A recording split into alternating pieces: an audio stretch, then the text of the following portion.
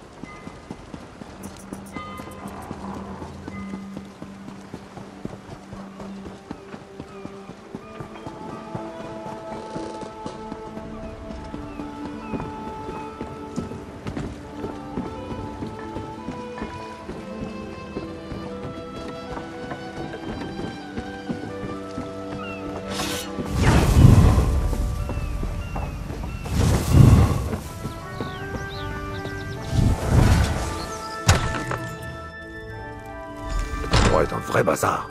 J'imagine que les ruffians de l'Ordre Ascendant qui traînent dehors ont un lien. Fouillons un peu. Quelques gouttes de sang séché, une échauffourée, mais pas un meurtre.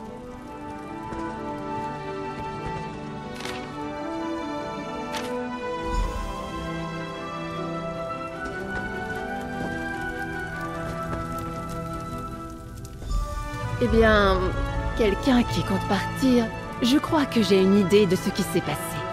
Discutons-en, mon chou. Toutes ces affaires sont là. Le repas est sur la table, et en plus, il y a des traces de lutte. Nous pouvons dire que ces amis de l'Ordre Ascendant n'ont pas entièrement été satisfaits par les services du maître des quais Arnaud. Ils ont dû l'enlever. Le maître des quais a ignoré les désirs du Magus Ascendant. Le capitaine Calen a vu Arnaud accepter un autre paiement au loch. Je pense qu'il s'est laissé perdre par son avidité. Quand le Magus a vu qu'il n'était pas fiable, il est devenu dangereux. L'Ordre Ascendant dépense beaucoup d'or sur l'île Haute. Si nous suivons l'or, nous trouverons la personne qui a les ressources et l'influence pour organiser tout ceci. Un signe de plus qu'un noble de l'île Haute et de la partie. Peut-être veut-il faire durer la guerre. Par appât du gain, bien sûr. C'est toujours pareil.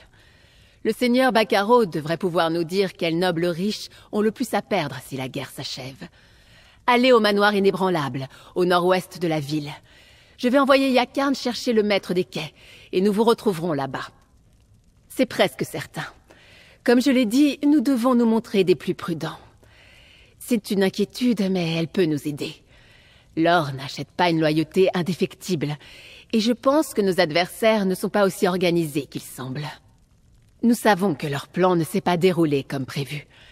Ils interrogeaient les capitaines pour retrouver les monarques disparus.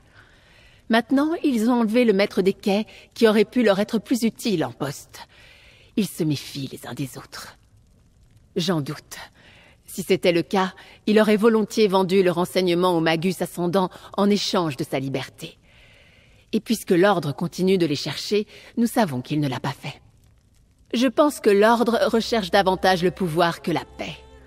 Lorsque le trône est vide, on pense toujours avoir plus de chances de s'y asseoir. C'est le genre de perspective qui pourrait attirer un noble qui ne manque ni d'ambition, ni d'or, ni d'imagination.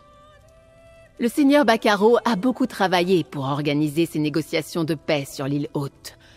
Tout le monde n'appréciait pas son idée. Je me demande qui a pu s'opposer à lui, et pourquoi. Encore mieux, il n'exprimera pas de soupçons s'ils ne sont pas étayés. Nous pouvons compter sur sa discrétion.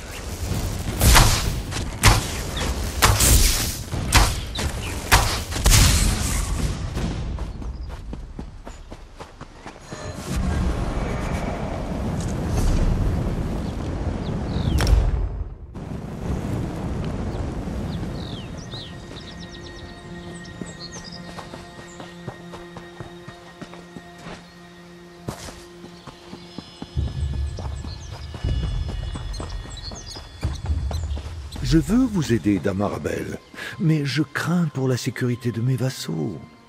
Mon associé pourra peut-être nous aider dans ce domaine, seigneur Bacaro. Vous m'avez sauvé la vie. Dame Arabelle m'interroge... J'étais à Dune le jour de l'attaque. Merci. Dame Arabelle m'interroge sur la noblesse pendant que 2 de mes vassaux ont disparu. La Société des Inébranlables fera le nécessaire pour protéger ses agents. Elle a dit que l'Ordre Ascendant pouvait y être mêlé. Vous pensez vraiment que c'est possible? Oui, j'ai cru comprendre que Dame Arabelle et vous aviez déjà affronté ces brigands. Ils se prétendent chevaliers mais n'ont aucun honneur. Acceptez-vous de chercher mes vassaux comme Dame Arabelle vous l'a demandé? Je vous en saurai personnellement gré. J'ai envoyé Grenier et Danise récupérer une livraison au quai de Carac, mais ils auraient dû déjà rentrer. Ils suivaient la route du sud. Je prie qu'il ne leur soit rien arrivé.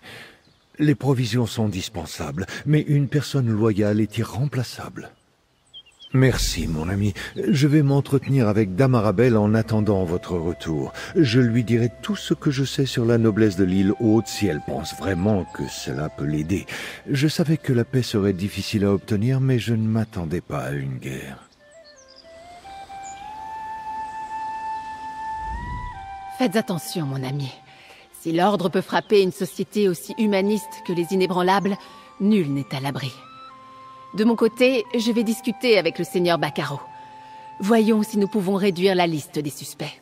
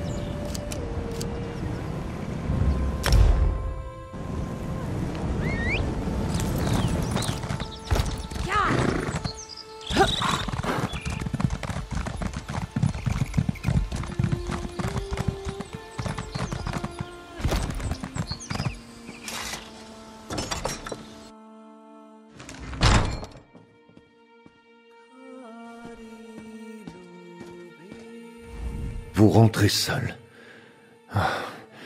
J'en déduis que les nouvelles sont mauvaises. Grenier et Danise n'étaient pas seulement des vassaux, ils étaient mes amis. Ils manqueront cruellement aux Inébranlables, et à moi aussi. Je vous en prie, dites-moi ce qui s'est passé. Grenier et Danise aidaient à organiser un banquet à Castelcarac. Ils devaient récupérer les provisions et revenir ici. Le banquet avait pour but d'accueillir nos invités royaux sur l'île. Qu'ont-ils bien pu voir qui put leur coûter la vie? L'ordre ascendant pille les provisions des Inébranlables et tue nos vassaux. Bon sang, Grenier a eu bien du courage de résister, mais il n'aurait pas dû. Rien de ce qu'il transportait ne valait leur vie. Oui, c'est ce que m'a dit Damarabel. J'hésite à accuser qui que ce soit.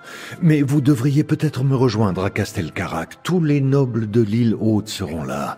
Et si mes vassaux ont vu quelque chose au château, vous saurez peut-être de quoi il s'agit. C'est la duchesse Eléa de la maison du fort qui donne ce banquet. Elle a décidé de ne pas l'annuler alors même que nos invités d'honneur ne sont toujours pas arrivés. Allez dans la cour de Castelcarac, présentez-vous en arrivant, et je vous en prie, faites preuve de discrétion. La duchesse Eléa veut maintenir les apparences, surtout face à la situation actuelle. Les rumeurs circulent vite dans l'archipel. Le peuple doit voir que nous avons le contrôle de la situation. J'aurais déjà dû recevoir une demande de rançon pour libérer les délégués à l'heure qu'il est. C'est ridicule, personne ne s'oppose à la paix. Mais certains nobles se demandaient si c'était le lieu et le moment les plus adaptés. La duchesse Eléa, par exemple, ne voulait pas inviter les troubles du continent sur l'île Haute, pas sans être certaine que nos efforts porteraient leurs fruits. Le comte Léonard de la maison Mornard s'enrichit en fournissant chaque camp. Il ne veut pas que le conflit se termine trop vite. Surtout pas d'une manière qui peindrait Eléa et la maison du fort sous un jour trop favorable. Il lui en veut d'avoir organisé les négociations. Rival mais néanmoins partenaire, la maison Mornard a bâti sa fortune sur le commerce. Elle dépend des navires de la maison du fort pour transporter ses marchandises. Mais les deux familles se disputent depuis longtemps l'hégémonie commerciale. Les Mornard voudraient arracher l'île à la domination des Dufort. Ma famille a toujours estimé que la fortune était un moyen de faire le bien. Lorsque les trois alliances sont entrées en guerre, j'ai décidé de faire tout mon possible pour aider ceux qui seraient pris dans ce tourbillon de violence. Aussi ai-je fondé la Société des Inébranlables. Nous ne sommes pas une organisation religieuse à proprement parler, mais nous nous inspirons des enseignements de Stendhal. Nous établissons des centres de soins et autres postes de secours pour témoigner compassion et clémence à ceux qui subissent cette guerre effroyable, qu'ils soient soldats ou civils. Nous sommes une petite organisation qui œuvre avant tout près des champs de bataille de Cyrodiil. J'ai effectivement converti une partie de mes terres sur l'île pour en faire un centre de soins. Nous y acheminons les plus graves blessés afin qu'ils puissent récupérer. Les négociations de paix sont une extension naturelle de nos autres efforts. Quel dommage que l'ordre ascendant ait pu attaquer les vassaux du seigneur Baccaro avant que vous ne les trouviez. Je me demande ce qu'ils ont pu voir pour mériter la mort. Nous en saurons peut-être davantage à Castelcarac, même si je n'ai aucune envie de faire la fête. Et nos invités d'honneur absents seront certainement au centre de toutes les conversations. Nous pourrons écouter en plus de poser des questions. Assurez-vous de parler à Eléa Dufort, Damar Dufort et John Mornard. Ce seront les invités les plus importants. Tant que nous n'en saurons pas davantage, je soupçonnerai tout le monde. Mais si d'autres nobles financent l'ordre ascendant, il y a tout à parier qu'ils font partie des grandes familles de l'île Haute. Donc de la maison Dufort ou de la maison Mornard. Nous en aurons bientôt le cœur net. Eléa est la duchesse de la maison Dufort, autorité supérieure de l'île Haute. Damar est le comte, son frère. John Mornard est le membre le plus noble de la maison Mornard actuellement présent sur l'île Haute. C'est le cousin du comte Léonard et il représente les intérêts de la maison ici.